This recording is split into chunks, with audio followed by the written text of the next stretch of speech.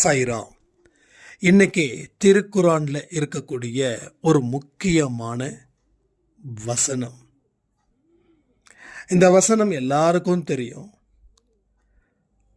ஆனாலும் அதை தெரிஞ்சும் நம்ம சரி பண்ணல. என்ன வசனம்னா, ஒவ்வொரு ஆண்டிலும் ஒரு முறையோ அல்லது இருமுறைகளோ அவர்கள் கஷ்டத்திற்குள்ளாகி சோதிக்கப்படுகின்றனர் என்பதை அவர்கள் காணவில்லையா? இவ்வாறு இருந்தும் நல்லுணர்ச்சி பெறுவது இல்லை, அவர்கள் பாவத்தை விடுவதும் இல்லை. அவர்கள்னா யாரை சொல்றாங்கன்னா, மக்களை.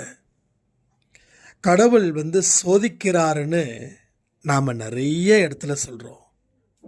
அவர் என்ன பயங்கரமாக சோதிக்கிறாரு, நிறைய தண்டனை கொடுக்குறாரு, நான் அழுதும் பயன் இல்லை அப்படின்னு.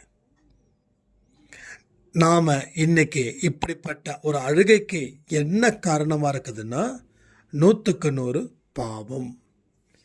அப்போ பாவம் செஞ்சால் அது துன்பத்தை அனுபவிக்க வேண்டிய ஒரு நிலை வரும் அப்படின்னு தெரிஞ்சும் நாம் பாவத்தை செஞ்சுக்கிட்டே இருக்கோம். பாவத்தை அளவுக்கு அதிகமாக செய்கிறவங்க பாவத்தின் சம்பளம் மரணம். ஒரு மனுஷனுடைய உயிரை ஒருத்தன் எடுக்கிறான், அது பெரிய பாவம்னா அவனுடைய உயிரும் அநியாயமாக எடுக்கப்படுகிறது.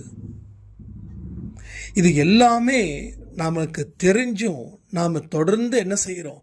பாவத்தை தான் அறுவடை செஞ்சுக்கிட்டே இருக்கோம். பாவத்தை விதைக்கிறோம், பாவத்தை அறுவடை செய்கிறோம், மறுபடியும் பாவத்தை விதைச்சிக்கிட்டே இருக்கும். ஒரு இடம் இருக்குதுன்னா அந்த இடம் முழுக்க விதைச்சது அத்தனையுமே பாவம். புண்ணியம் எங்கன்னு பார்த்தா இல்லை. இன்னைக்கு ஒரு விஷயத்தை நம்ம செய்கிறோம் அப்படின்னா அது நல்லதோ கெட்டதோ அதை தான் நாளைக்கு அதை அனுபவிக்க போகிறோன்னு அர்த்தம். அப்போ எது மாதிரி அனுபவிக்கணும், எது மாதிரி அனுபவிக்க கூடாதுன்ற விஷயம் உங்களுக்கு தெரிஞ்சும் ஏன் தெரிஞ்சிக்காத மாதிரி இருக்கீங்க? இதனால் யாரை ஏமாத்துறீங்கன்னா, உங்களை நீங்களே ஏமாற்றி உங்களுக்கு நீங்களே நஷ்டத்தை உருவாக்கி உங்களுக்கு நீங்களே ஒரு படு குழியை தோண்டி அந்த குழியில் மண்ணை போட்டு முடிக்கிறீங்க. இதுதான் இங்கே நடக்குது. அப்போ இனிமே நாம் பாவத்தை செய்யக்கூடாது. பாவம் செய்தால் கண்டிப்பாக கடவுளால் சோதனைக்கு உட்பட்டு அந்த கஷ்டத்தை நாம் அனுபவிக்க வேண்டிய நிலை வரும்.